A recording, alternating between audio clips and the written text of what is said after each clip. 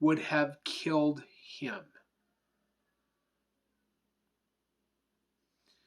The cat of nine tails would have killed him.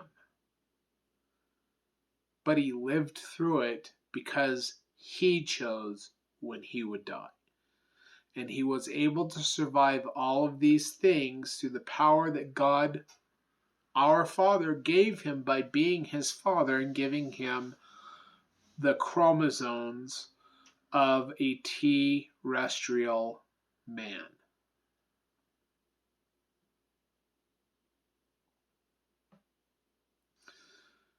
Jesus was put to death on a Wednesday, on the 15th day of Nisan, according to the Hebrew calendar, and he was in the grave for 3 days and 3 nights. He wasn't put to death on Friday. So Friday is the beginning at evening of the weekly Sabbath.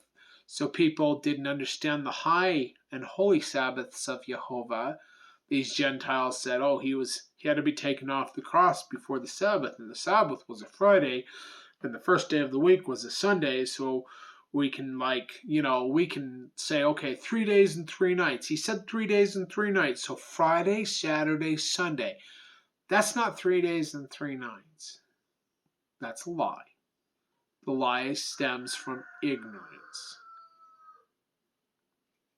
Jesus Christ was put in the tomb of Joseph of Arimathea shortly before sundown on Wednesday when Passover began.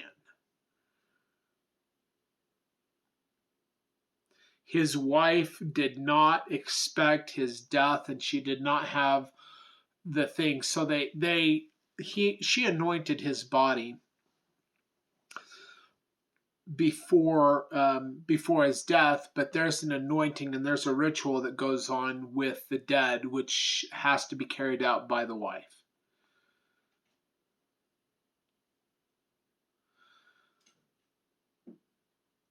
He was in the tomb Wednesday night to Thursday night, which whole day was a high Sabbath. She couldn't go and get the ointments or the things that she needed to properly bury him.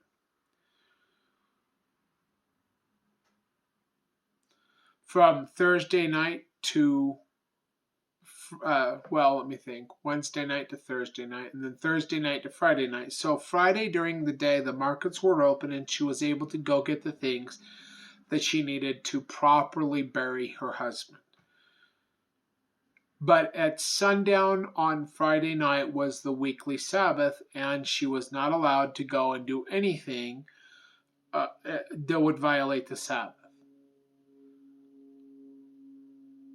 So he was in the grave for 3 days and 3 nights, and the end of the 3 days and 3 nights was Saturday at sundown. She had to wait for the sun to go down. Then it's the first day of the week, which day he was resurrected shortly after sundown. So it says that she went there while it was still dark. It was because it was early morning. And she saw the angel, and the angel said, "He is not here, for he is risen."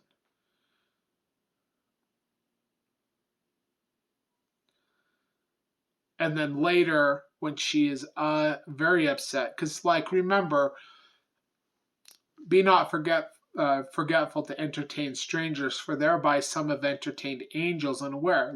We don't know, and she probably didn't know that these are angels, or if she did, she may have been like, am I hallucinating or whatever? We don't know what was going through her head, but she was in the garden crying because the stone had been rolled away and they took her husband's dead body, according to what she thought.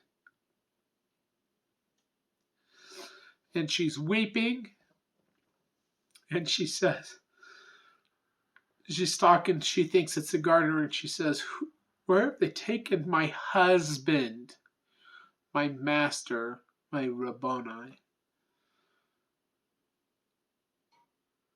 And Jesus said to Mary, "Mary." That's all he said, and she knew. And she ran to him to hold him. And he said, "Hold me not, for I have not yet ascended to my Father. But go unto my brethren, and say unto them, I ascend unto my Father, Father Adam, and to your Father, Father Adam, and unto my God, or my Elohim, that's Jehovah our Elohim, and to your God, or your Elohim, that's Jehovah your Elohim. That first Sunday after Pesach is the day of first fruits. So he went to present himself to his Father, who at the end of his life, we're talking about Michael, who is Adam, he was translated. He was not dead. He did not die. He went from a celestial state when he was placed in the garden. He partook of the fruit of the garden, and he became terrestrial. And then he descended and became telestial and blood infused in him. And that was how he and his wife Ashura, who became Hava, who we know as Eve, that's how she and he were able to have children in the flesh. Because celestial beings are infused with plasma or light, and they cannot create human children. At least not mortal children.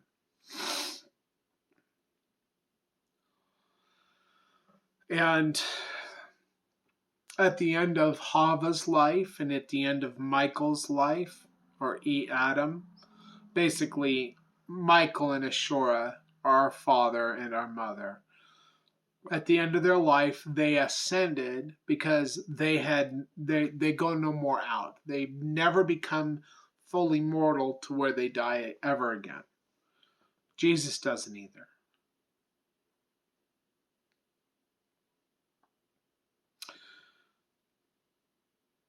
And in their terrestrial state, they waited for the atonement of the Son.